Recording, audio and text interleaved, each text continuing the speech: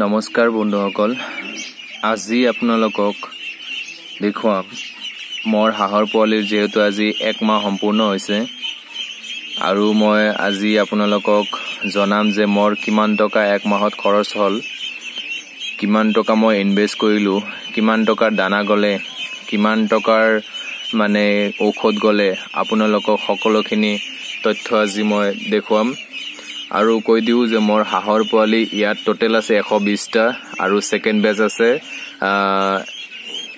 65টা, মানে 65টা আছে আৰু ইয়াত আছে 120, তো টোটেল হৰ মোৰ 185। তো গটিকে মই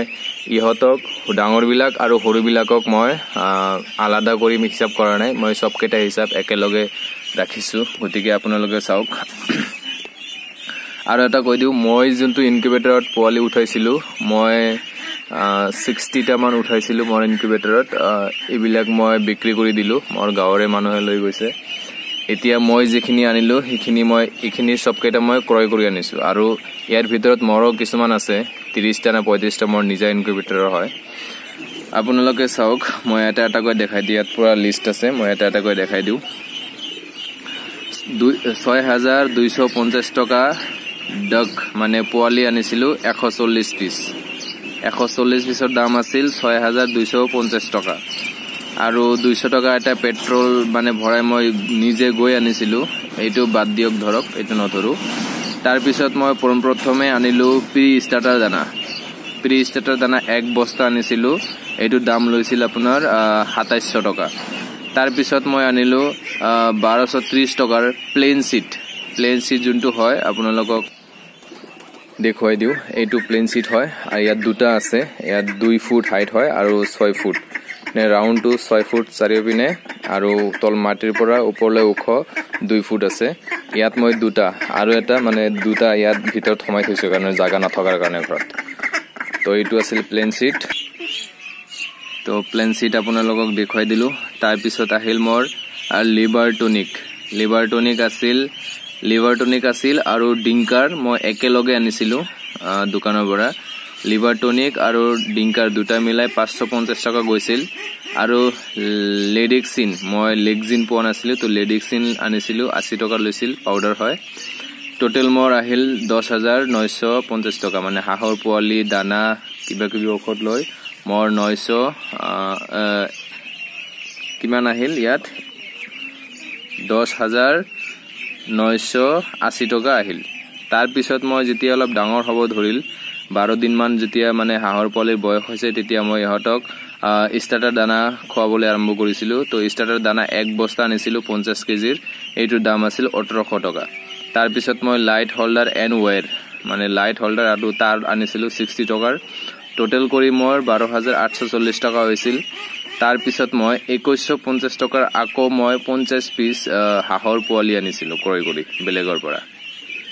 এইটোৰ দাম আছিল 50 পিসৰ দাম আছিল 2150 টকা, কাৰণ 45 কে লৈছিল মোৰ পৰা। আৰু লগতে মই অষ্টবেট যোনটো 1 লিটাৰৰ অষ্টবেট আনিছিলো, অষ্টবেটটো 200 টকা লৈছিলে, আৰু লেগজিন এটা আনিছিলো পাউডাৰ এন্টিবায়োটিক, এইটো 80 টকা। তো টোটেল অষ্টবেট আৰু লেগজিনৰ দুটা মিলাই 280 টকা লৈছিল। তো টোটেল মোৰ হল 15,270 টকা হৈছিল। তাৰ পিছত মই নিউজ পেপাৰ হোল্ডাৰ এণ্ড ৱেৰ আনিছিলো। নিউজ পেপাৰ আনিছিলো আপোনাৰ এই সৰু পোৱালি যে আনিছিলো 50 পিস, তাৰ ব্ৰডিঙত দিয়াৰ কাৰণে, আৰু ৱায়াৰ হোল্ডাৰ ইহঁতে অলপ লাগে লাইট চাইট লগোৱাৰ কাৰণে, তো 90 টকাৰ মান খৰচ হৈছিল। তাৰ পিছত 1000 টকাৰ মোৰ আনিলো কি ভিমাৰেল আধা লিটাৰ, আৰু ভিমাৰেলটো 700 টকা ল'লে আধা লিটাৰ, আৰু কেলফোফৰেল এটা নতুন ভিটামিন আঠা টাইপৰ হয়, 1 কেজি আছিল, এইটো 300 টকা লৈছিল। তো সব মিলাই 1000 টকা হৈছিল। টোটেল মোৰ 16,360 টকা হৈছে। তাৰ পিছত মই আনিলো, তাৰ পিছত যেতিয়া 24 দিন সম্পূৰ্ণ হ'ল, 24 দিনৰ দিনা মই 1800 টকাৰ এটা ফিনিচাৰ দানা আনিলো, 1 বস্তা 50 কেজি হয়। তো ফিনিচাৰ দানাটো মই 24 দিনৰ দিনা আনিছিলো, 24 দিনৰ পৰা মই খোৱা ষ্টাৰ্ট কৰিছিলো। তাৰ পিছত মই 50 টকাৰ গামলা 3 পিস আনিছিলো। আপোনালোকে যদি মোৰ ভিডিঅ' চাইছে, ভিডিঅ' প্লাষ্টিকৰ গামলা আছিল, চাইছে চাগে ভিডিঅ'ত। তো 50 টকাৰ 3টা মই প্লাষ্টিকৰ গামলা আনিছিলো লাইলনৰ। আৰু তাৰ পিছত নতুন পোৱালি যে আনিছিলো, তাৰ পানী খোৱাৰ কাৰণে অলপ প্ৰব্লেম হৈ আছিল, তাৰ কাৰণে 90 টকাৰ মই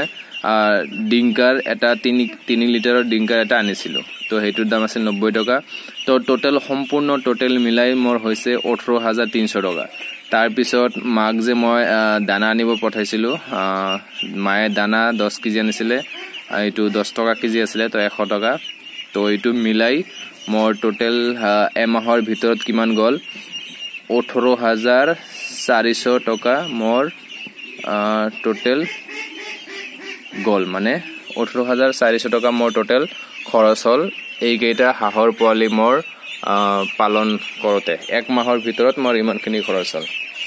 এক মাহৰ ভিতৰত আপোনালোকে চাই আছে এক মাহৰ ভিতৰত মোৰ দানা গ'ল দানা 2700 টকা প্ৰথমে আনিছিলোঁ সৰু অৱস্থাত প্ৰি ষ্টাৰ্টাৰ তাৰপিছত 1800 টকাৰ আনিছিলোঁ ষ্টাৰ্টাৰ আৰু 1800 টকাৰ আনিছিলোঁ লাষ্টত ফিনিচাৰ তো মোৰ টোটেল 5300 টকা মোৰ টোটেল দানাত গৈছে আৰু মোৰ ঔষধত কিমান টকা গ'ল মেডিচিন হয় এইটো মেডিচিনত মোৰ ঔষধত 80 টকা লেডিক্সিনত এণ্টিবায়টিকত গৈছে 450 টকা লিভাৰ টনিকত গৈছে আকৌ 280 টকা অষ্টবেট আৰু লেগজিন পাউডাৰত গৈছে মানে এইটো এণ্টিবায়টিক হয় তাৰপিছত মোৰ 1000 টকা ভিমাৰেল আৰু কেলফোফেৰল ভিটামিন মুঠতে মোৰ টোটেল গ'ল ইয়াত 30 টকা টোটেল মোৰ 1830 টকা মান মোৰ ঔষধত গ'ল তো গতিকে মোৰ এইখিনি দানাত 5300 গৈছে আৰু ঔষধত মোৰ 1830 টকা গৈছে তো গতিকে মোৰ সম্পূৰ্ণ 18400 টকা মোৰ এইটো ফাৰ্ষ্ট বেচ আৰু সেকেন্ড বেচত গৈছে আৰু এটা মোৰ হিচাপ আছে যোনটো মই ইনকিউবেটৰ বনাইছিলোঁ ইনকিউবেটৰত কিমান টকা খৰচ গ'ল সেইটো মই আপোনালোকক জনাই আছোঁ আৰু আপোনালোকে হাঁহৰ পোৱালিবিলাক চাওক খুব ধুনীয়াকৈ ইহঁতে খাই বই মানে ইহঁতে টোপনি মাৰি আছে কিছুমানে আৰু কিছুমানে ৰ'দ অলপ দিছে ৰ'দত মানে ধুনীয়াকৈ বহি আছে তো আপোনালোকক মই ইনকিউবেটৰ যে বনাইছিলোঁ তাতে কিমান টকাৰ কণী কিনিছিলোঁ ডিম কিনিছিলোঁ আৰু কিমান টকা তাতে খৰচ হ'ল সেইটোৰ বিষয়ে আপোনালোকক জনাম কাৰেণ্ট বিল কিমান গ'ল এইবিলাক সবিশেষ আপোনালোকক জনাই আছোঁ আপোনালোকে চাই আছে মই যে ইনকিউবেটৰ মেচিন বনাইছিলোঁ তাতে কি কি লাগিছিল মই আপোনালোকক দেখুৱাই আছোঁ 2000 টকাৰ মই প্ৰথমে মেচিন অল সেট ইনটু 3 মানে মই 2000 টকাৰ 3টা সাৰ্কিট আনিছিলোঁ মানে 3টা ইনকিউবেটৰ আনিছিলোঁ আৰু তাৰ পিছত মই 1500 টকাৰ ইগ আনিছিলোঁ ডাক এণ্ড হেন মানে কুকুৰা আৰু হাঁহৰ পোৱালি কণী যে আছে মই 1500 টকাৰ 150টা মান কণী লৈ আনিছিলোঁ আৰু 120 টকাৰ মই 60 ৱাটৰ 6 পিস বাল্ব আনিছিলোঁ আৰু তাৰ পিছত মই 30 টকাৰ 100 ৱাটৰ 2 পিস বাল্ব আনিছিলোঁ তাৰ পিছত মই 100 টকাৰ হোল্ডাৰ আনিছিলোঁ 4 পিস আৰু 230 টকাৰ এনে এক্সেসৰিজ মানে ইনকিউবেটৰ যিখিনি লাগে তো টোটেল মোৰ খৰচ গৈছিল 3980 টকা তাৰ পিছত মই ইনকিউবেটৰটো থাৰ্মোকল দি বনাইছিলোঁ তো মই 300 টকাৰ থাৰ্মোকল কিনি আনিছিলোঁ 6 পিস মানে মাছৰ কাৰ্টুন যে আছে তো মাছৰ কাৰ্টুন মই 6 পিস থাৰ্মোকল 300 টকা দি কিনি আনিছিলোঁ আৰু 150 টকাৰ টেপ আনিছিলোঁ ৰাইনো কোম্পানীৰ হয় মানে টেপ যোনটো ব্লেক টি আঠা যোনটো লগাব লাগে তো ব্লেক টি আঠা আনিছিলোঁ 150 টকা লৈছিল আৰু 15 টকা দি মই কাটাৰ আনিছিলোঁ কাৰণ থাৰ্মোকল কাটিবৰ কাৰণে তো টোটেল মোৰ গ'ল 4445 টকা লগতে মই এটা মাৰ্কাৰ আনিছিলোঁ মানে কণীত মানে টাইম টেবুলটো দিয়াৰ কাৰণে যে কিমান সময়ত মই কণীবিলাক ইনকিউবেটৰ দিছোঁ তাৰ কাৰণে এটা মাৰ্কাৰ আনিছিলোঁ তো ইয়াত মই টোটেল মাৰি দিছোঁ যে 4465 টকা হৈছিল তাৰ পিছত মই এটা 20 টকা দি কোপিন আনিছিলোঁ যদি আপোনালোকে মোৰ ইনকিউবেটৰ বনোৱা ভিডিঅ'টো চাইছে তো আপোনালোকে চাব পাৰিব এডাপ্টাৰৰ কোপিন হয় যোনটো আপোনালোকে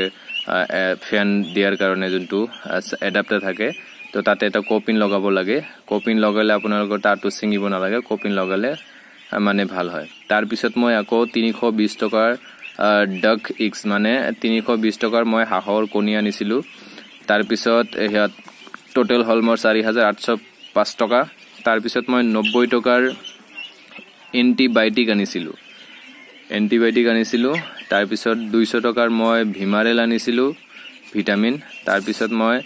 60 টকাৰ প্ৰি ষ্টাৰ্টাৰ 1 কেজি আনিছিলোঁ কাৰণ এইটো আৰু এই দুটা এই তিনিটা আনাৰ কাৰণ আছিল মোৰ দুটা হাঁহৰ পোৱালি আছিল মানে মাকে মুৰ্গীৰ লগত দিছিল কুকুৰাৰ লগত দিছিল মানে তাতে সবকেইটা মৰি যোৱাৰ পিছত দুটা জিয়া আছিল তো সেই দুটাক মই এন্টিবায়োটিক ভিমাৰেল প্ৰি ষ্টাৰ্টাৰ খুৱাইছিলোঁ সেইটো খুব ডাঙৰ হৈছে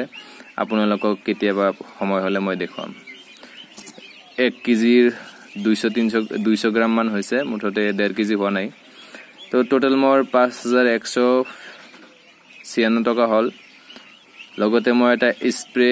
হ্যান্ডেল আনিছিলোঁ মানে ইনকিউবেটৰত পানী মাৰাৰ কাৰণে এটা স্প্ৰে মুখা এটা আনিছিলোঁ কণিত হিউমিডিটি বনাবৰ কাৰণে তো টোটাল মোৰ 5196 টকা হৈছিল তাৰ পিছত মই 25 টকাৰে হাইড্ৰোজেন পেৰাঅক্সাইড এটা লিকুইড আনিছিলোঁ মানে কণিত যে মই কিছুমান টাইম টেবল দিছিলোঁ ইনকিউবেটৰ সময়ত মানে হেতু মুছাৰ কাৰণে কিন্তু খুব দুখৰ বিষয় যে হেই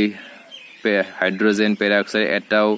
কণিৰ মানে দাগবিলাক উঠা নাই মাৰ্কাৰৰ দাগবিলাক উঠা নাই তো টোটাল মোৰ 5220 টকা মোৰ ইনকিউবেটৰৰ বাবদ মানে খৰচ হল তো আপোনালোকে চাই আছে এইটো মোৰ 5200 টকা 5220 টকা ইনকিউবেটৰৰ বাবদ খৰচ হল আৰু তাতে খৰচ কিমান হল আপোনালোকে চালে তাতে মোৰ খৰচ হৈছে পুৰা 1800 টকা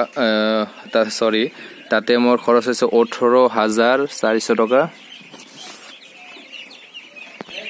তো আপোনালোকে চাই আছে মোৰ হাঁহৰ পোৱালিৰ আজি পুৰা 30 দিন সম্পূৰ্ণ হল আপোনালোকে যদি কৰিব বিচাৰিছে তেতিয়াহলে আপোনালোকে কৰিব পাৰে গতিকে মোৰ মিনিমাম 30000 টকা 185 টো হাছত খৰচ হল এমাহৰ ভিতৰত আৰু চাও ইয়াত যদি মই পাইকাৰী হিচাপত যদি মই 400 টকাকে এটা পাৰ পিস বিক্ৰী কৰিব পাৰো মানে 800 টকা যদি জোৰা বিক্ৰী কৰিব পাৰো কিমান টকা হয় 185 টু 185 ৰ পৰা পাঁচটা আপুনি বাদ দিলে 180 থাকে তো 180 আপোনালোকে 400 টকা ইনটু মাৰি আপোনালোকে চাব পাৰে কিমান টকা হয় তো গতিকে তাৰ পৰা 30000 টকা আপোনালোকে বিয়োগ কৰি দিব খৰচৰ বাবদ তাৰ পিছত যিমানখিনি থাকে আপোনালোকৰ এইটো লাভ ওলাব বুলি মই আশা ৰাখো আৰু মই এইটোৱে ভাবিছো যে মোৰ লাভ হ'ব এইখিনি এমাহত ইমানখিনি খৰচ হৈছে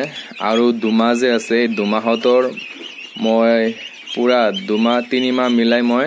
30000 টকা এটা খৰচ হ'ব বুলি মই ভাবি আছো আৰু এইটো হ'বই মই জনামতে তাৰ পিছত যিখিনি থাকে সেইখিনি মোৰ লাভতে থাকি যাব তো আপোনালোকে যদি হাঁহ পোৱালি পুহিব খুজিছে তেতিয়াহলে আপোনালোকে খুব ধুনীয়াকৈ এনেকে কম খৰচত পুহিব পাৰে আৰু যদি নিজা ইনকিউবেটৰ আছে তেতিয়াহলে তো আপোনাক হাঁহৰ পোৱালি কিনিব নালাগে গতিকে আপোনালোকে নিজেই যদি উঠাই তেতিয়াহলে আৰু কম খৰচত হৈ যাব গতিকে মই এইবিলাক কিনি আনিছিলোঁ বাহিৰৰ পৰা তাৰ কাৰণে মোৰ অলপ বেছি খৰচ হল যদি আপোনালোকৰ এতিয়া হাঁহৰ পোৱালি লগা হৈছে দৰকাৰ হৈছে তেতিয়াহলে আপোনালোকে মোৰ লগত যোগাযোগ কৰিব পাৰে মোৰ নিজা ইনকিউবেটৰ আছে মই আপোনালোকক ধুনীয়াকৈ একদম হাইষ্ট পোৱালি এদিনৰ পোৱালি আপোনালোকক দিম দাম দৰ কিমান আছে আপোনালোকে মোক হোৱাটছআপ কৰিব মই নাম্বাৰটো এইটো ভিডিঅ'ত দি দিম আপোনালোকে হোৱাটছআপ কৰি জনাব আপোনালোক কিমানটা হাঁহৰ পোৱালি লাগে তেতিয়াহলে আপোনালোকক হাঁহৰ পোৱালি মই ধুনীয়াকৈ যোগান ধৰিব পাৰিম গতিকে মই আজি আপোনালোকক এইটো ভিডিঅ' বনাই দেখালো আপোনালোকৰ যদি ইচ্ছা আছে যে মই হাঁহ পালন কৰিম তেতিয়াহলে আপোনালোকে হাঁহ পালন কৰিব পাৰিব বুলি মই আশা ৰাখিছো তো মোৰ ভিডিঅ'টো চোৱাৰ কাৰণে ধন্যবাদ